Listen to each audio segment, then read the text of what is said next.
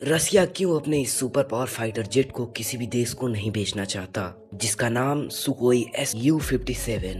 जिसके unique features क्यों ये इतना खतरनाक है दुश्मन देश के लिए, ये आज आपको इस वीडियो में पता चलेगा। और आपको ये भी जानने को मिलेगा कि आखिर रसिया क्यों ये फाइटर जेट बनाता है, लेकिन बेहद कम मात्रा में बनाता है, तो इसको दूसरे देशों में बेचने के लिए बेहद ज्यादा सावधानी बरतता है, या तो यूं कहें तो किसी को बेचता ही नहीं। आइए जानते हैं क्या छुपा है इस रसिया के फाइटर जेट के अंदर।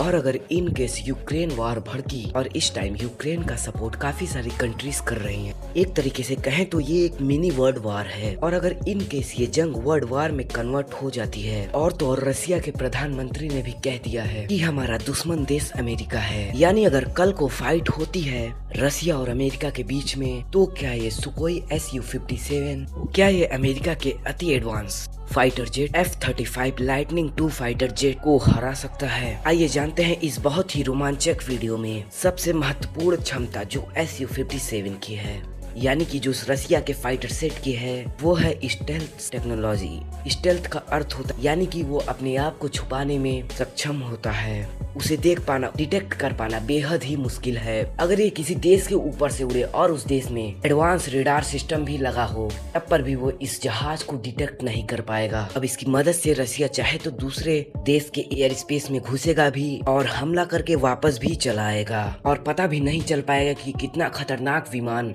आसमान में जा रहा था। सुपर क्रू एक पर्टिकुलर सेटिंग होती है सुकोई 57 में, जिसकी मदद से बिना आफ्टर बर्नर फायर करे ये लंबे समय तक आसमान में सुपरसोनिक स्पीड से फ्लाई कर सकता है। ध्यान से सुनिएगा, सुपरसोनिक का मतलब होता है आवाज की स्पीड से तेज ट्रेवल करना। सुपरसोनिक यानी ये इसे लंबे समय में स्पीड में ऑपरेट कर सकता है। आफ्टर बर्नर ये है क्या? बिना इसके मदद के सस्टेन सुपरसोनिक फ्लाइट अटेंड कर सकता है। देखिए दोस्तों, दुनिया के चुनिंदा फाइटर जेट हैं जिनमें ये फीचर डाला गया है, जिनके अंदर आफ्टर बर्नर डाला जाता है। आफ्टर बर्नर एक ऐसा सिस्टम है जो एक्स्ट्रा बूस्ट देता है। वैसे तो सुपरसोनिक स्पीड है ही, लेकिन किसी ने आफ्टर बर्नर का बटन दबा दिया तो गति और मिलेगी, लेकिन ज्यादा मात्रा में फ्यूल बर्न होगा और ज्यादा मात्रा एग्जॉस्ट गैसेस बाहर निकलेंगी और ज्यादा स्पीड और परफॉर्मेंस बढ़ जाती है फाइटर जेट की। लेकिन इसकी खामी यह है कि ज्यादा मात्रा में फ्यूल कंज्यूम करता है, यानी कि इसका फ्यूल जल्दी खत्म हो जाता है। इसलिए इसका इस्तेमाल तब किया जाता है जब दो फाइटर जेट के बीच में फाइट होती हो। दुनिया के जितने भी फाइटर जेट हो, चाहे अमेरिकन हो चाहे रशियन, दोनों के अंदर F-22 रैप्टर। अब इसमें करते क्या है, जब दो फाइटर प्लेन के बीच में लड़ाई होती है तो आफ्टर बर्नर का इस्तेमाल कब किया जाता है? तेजी से बचने के लिए। और इस आफ्टर बर्नर का प्रयोग छोटे रनवे से तुरंत टेक ऑफ करने के लिए करा जाता है। अगर ऊंचाई प्राप्त करना हो तो सामने अगर कोई पहाड़ या कुछ भी आ जाए तो आफ्टर बर्नर का उपयोग करके तुरंत ऊंचाई प्राप्त करी जा सकती है।